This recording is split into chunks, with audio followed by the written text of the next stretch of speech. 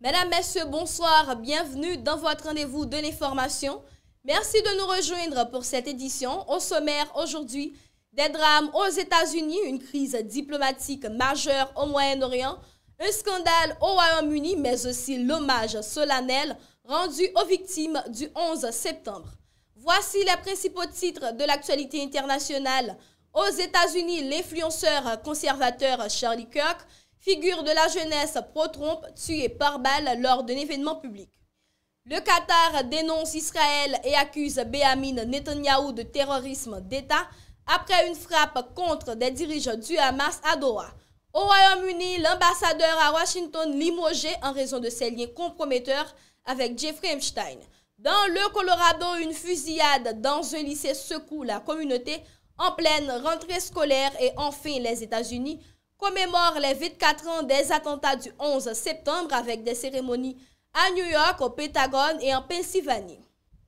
Bienvenue au développement des titres de l'actualité. Nous débutons aux États-Unis.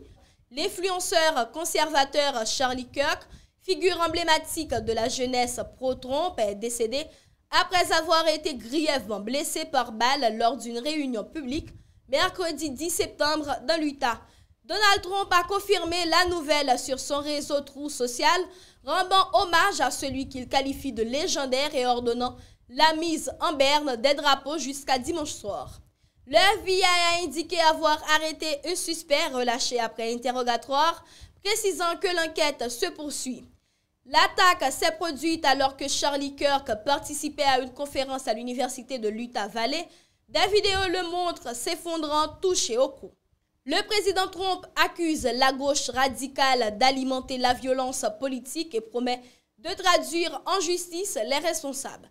Des figures démocrates comme Kamala Harris, Joe Biden ou Bernie Sanders ont également condamné l'attentat appelant à mettre fin aux violences.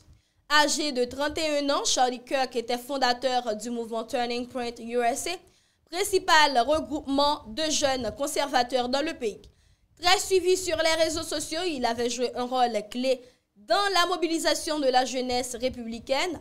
Sa mort a suscité une vive émotion dans les milieux conservateurs où de nombreux hommages lui ont été rendus. Une actualité américaine marquée par la violence politique, tandis que sur la scène internationale, une autre crise prend une tournure explosive. Le premier ministre du Qatar, Mohamed Ben Abdelrahmane Al Thani, a vivement réagi à l'attaque israélienne menée mardi contre des dirigeants du Hamas présents à Doha. Il a dénoncé une atteinte à la souveraineté de son pays et déclaré que cette frappe avait tué tout espoir de parvenir à la libération des otages retenus à Gaza. Lors d'un entretien à CNN, il a affirmé que Benjamin Netanyahou devrait être traduit en justice, qualifiant l'opération de terrorisme d'État. Le Qatar, qui a longtemps servi de canal de médiation entre Israël, le Hamas et les États-Unis, annonce désormais réévaluer son rôle dans ces négociations. Cette frappe sans précédent sur le sol qatari a également provoqué un rare désaccord entre Israël et son allié américain. Donald Trump a exprimé sa profonde insatisfaction face à cette attaque, tandis que Netanyahou a averti que tout pays hébergeant des terroristes en paiera le prix. Cette crise diplomatique illustre les tensions au Moyen-Orient, mais l'actualité secoue aussi le Royaume-Uni à quelques jours d'une visite officielle. Londres a rappelé son ambassadeur aux États-Unis, Peter Mandelson, après la révélation des relations plus étroites que prévues avec le financier américain Jeffrey Epstein, condamné pour trafic sexuel de mineurs. Selon le Foreign Office, des courriels et documents récemment publiés montrent que Mandelson avait exprimé à plusieurs reprises son soutien à Epstein, y compris après sa première condamnation en 2008. Dans une lettre de 2003, il qualifiait même Epstein de meilleur ami. Cette affaire tombe à un moment délicat pour le premier ministre travailliste Keir Starmer, à quelques jours d'une visite d'État de Donald Trump au Royaume-Uni. Elle constitue un nouvel embarras politique quelques jours seulement après la démission de sa vice-première ministre sur fond d'affaires fiscales. L'onde de choc politique ne s'arrête pas là. Retour aux États-Unis où la question des armes à feu continue de faire des ravages dans les écoles. Aux États-Unis, une fusillade a éclaté au lycée Evergreen dans le Colorado en pleine journée de cours.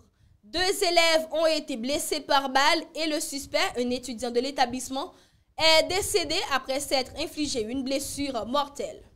Plus de 100 agents ont immédiatement investi le campus pour sécuriser les lieux, tandis que près de 900 élèves ont été confinés. Il s'agit de la 47e fusillade scolaire recensée depuis le début de l'année dans le pays. La tragédie a ravivé le traumatisme d'un État marqué par de nombreuses tueries de masse, du massacre de Columbine en 1999 à la fusillade du cinéma d'Aurora en 2012. Le gouverneur Jared Polis a dénoncé un acte insensé, affirmant qu'aucune famille ne devrait craindre pour la vie de ses enfants lorsqu'elle les envoie à l'école. Les enquêteurs poursuivent leur investigation pour déterminer les motivations de l'auteur. Une violence récurrente qui contraste avec le climat d'émotion et de recueillement observé ce jeudi à travers les États-Unis. Les États-Unis commémorent ce jeudi le 24e anniversaire des attentats du 11 septembre 2001 qui ont coûté la vie à près de 3000 personnes. À New York, la cérémonie à Ground Zero a débuté à 8h46, l'heure du premier impact contre la tour nord du World Trade Center. Les familles ont lu les noms des victimes, ponctués par plusieurs minutes de silence, rappelant les moments clés de la tragédie. Au Pentagone, le président Donald Trump a assisté à une cérémonie officielle aux côtés de la première dame Melania Trump. Une autre commémoration s'est tenue à Shanksville, en Pennsylvanie, où le vol 93 s'était écrasé après l'intervention héroïque des passagers.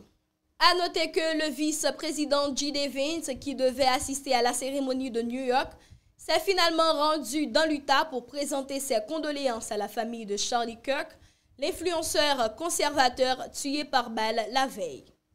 Voilà qui met un terme à cette édition. L'actualité est marquée par la violence politique, les crises diplomatiques et les drames, mais aussi par le devoir de mémoire. Merci de nous avoir suivis. Très bonne soirée à toutes et à tous. Et à très bientôt pour une nouvelle page d'actualité internationale.